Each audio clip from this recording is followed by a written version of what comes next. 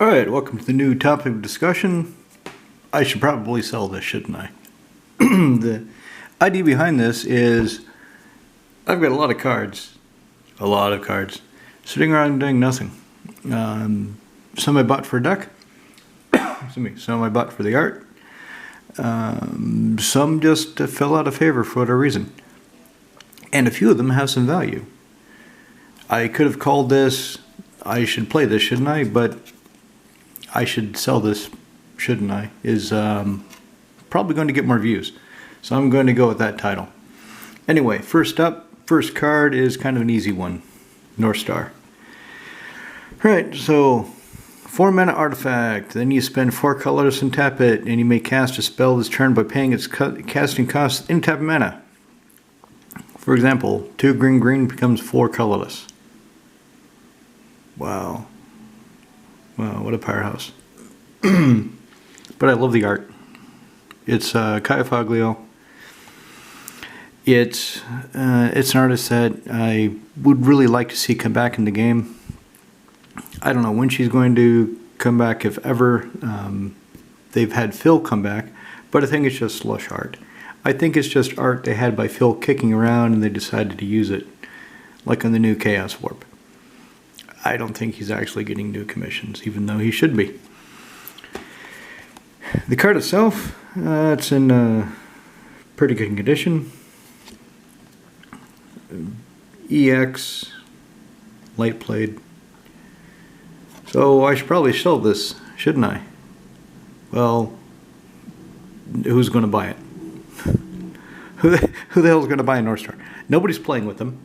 Unless you're playing 93, 94 and you've got no other options, so you run things like this.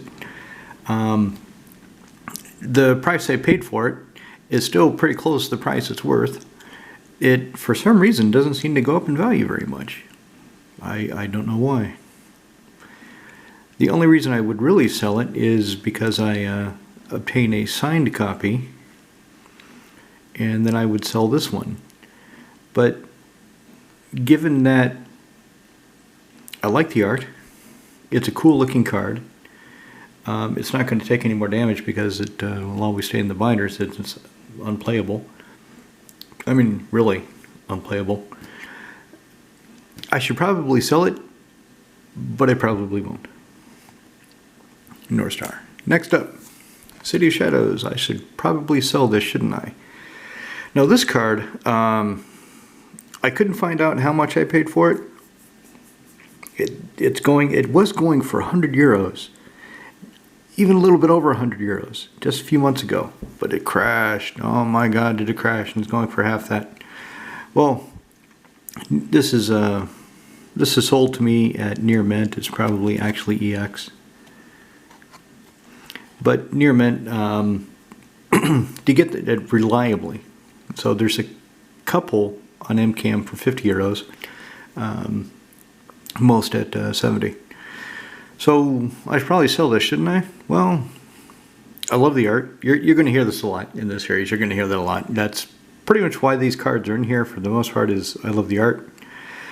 And this card, I keep thinking of using it. I keep thinking of decks where I would actually play it. So I'm building a sacrifice deck now, a Jund sacrifice deck, and this should be pretty good in it.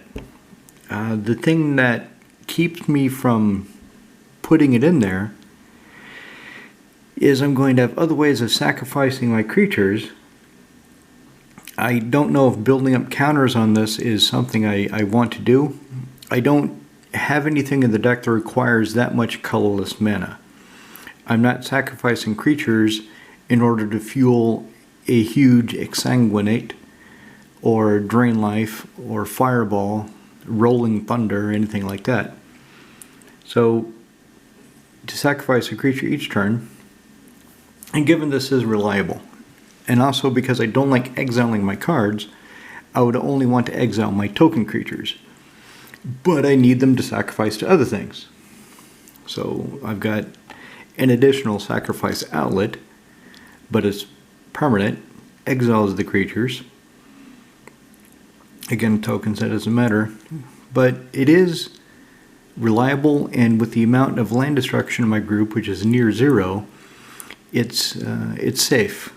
So every turn, sack a creature, get a counter, sack a creature, get a counter. Pretty soon, I'll have 3 or 4 counters on it. If I had ways in this deck of untapping lands, it could go much faster. But the deck doesn't need to untap anything else, really. I mean, it's good to untap things sometimes.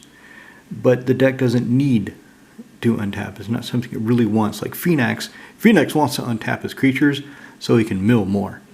Phoenix wants untap effects. This other dude, he could take them or leave them.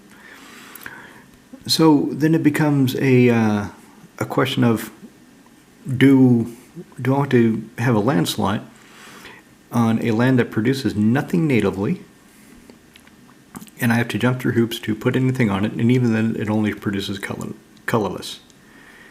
So for that reason, I should probably sell this, but I won't.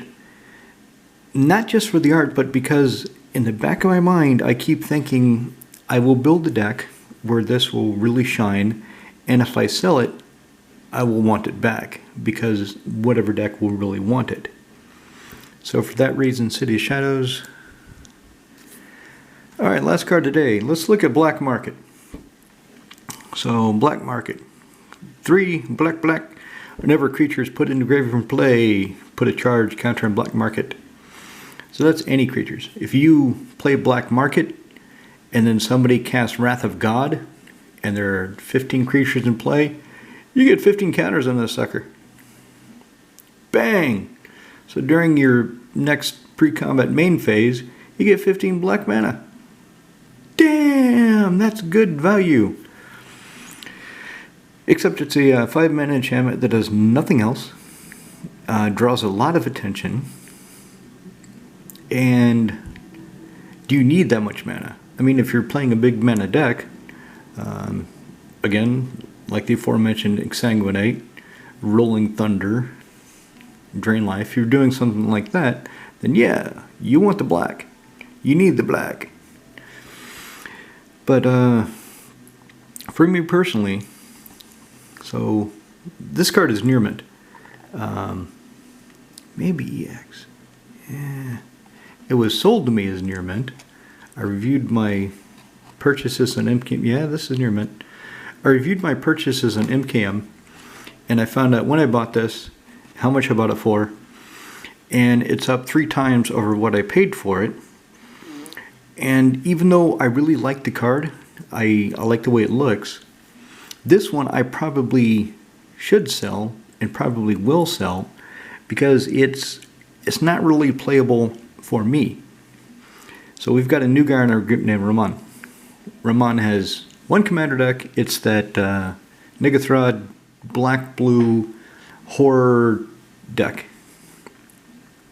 Ramon can get away with playing Black Market and nobody messes with it because he's a new player, and it's in our best interest to not to go easy on him, but not to be unjustifiably mean because of the history we have with him, which is near 0.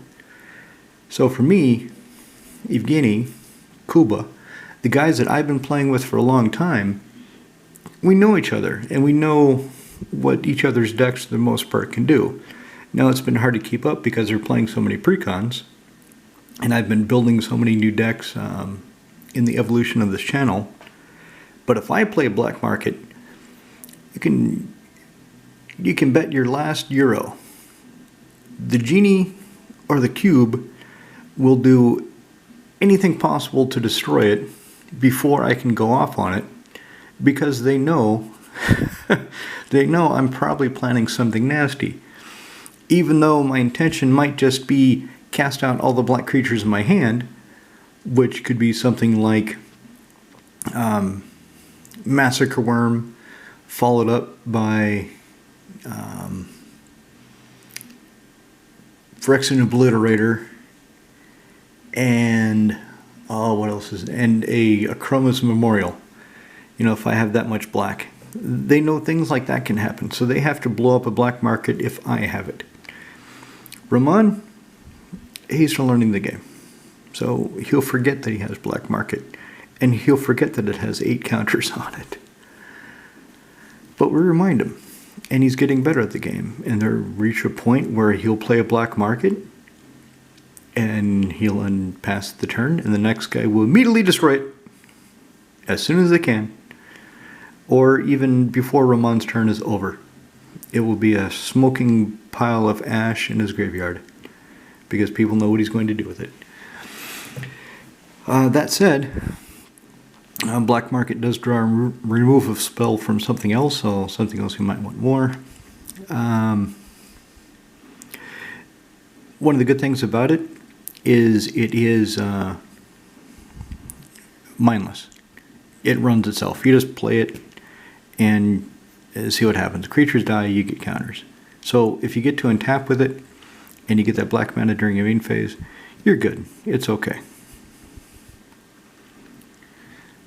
But if I sell it, I can sell it for about €100, and with €100, I can get, what can I get for Aurelia? I can get Aurelia's Skull Clamp for sure, and maybe her Nykthos too. For who else am I planning to build? Well, hell, from the Purple Prowess Modern deck, I was thinking I can get the 4 Scalding Tarn. So do I want to keep this one foil card from Recruiting Mass that I probably never will play? Or do I want to get cards that I'm actually actively seeking? So I probably should sell this, shouldn't I? Cheers.